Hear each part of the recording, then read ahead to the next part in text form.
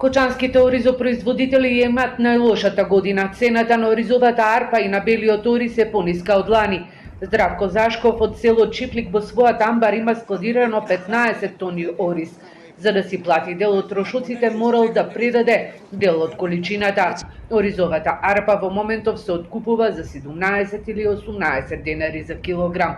Ја имам нешто бел предадено од оризот 40 денара ми го земаа белиот ориз. Додека ланска година беше цената поголема. Ланска година у арпа го дава оризо беше од 23 до 25 денара. Ја го дадов 23 денара моју. Иначе жетпата да ви кажам дека касна за 45 дена, може и 60 дена. Што значи уште не е завршена во никој региони. Од целото грдовце сигурно 30-40% тоа е неождатно.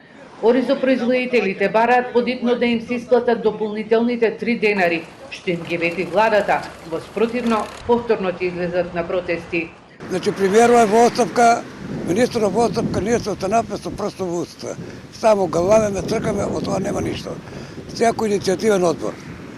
Собравме се, некој состанок имаме и до министерот, еве апел преку вашата телевизија, да ги повикат земјоделците кој иницијативен одбор, да разговараме, да преговараме. Во колку за 7 дена нема одговор, ние повторно ќе испаднеме на блокада. Зголемените цени на семенскиот материјал, нафтата како и ниската откупна цена ќе придонесат наредната година да се намалат површините со ориз, оценуваат кочанските оризопроизводители.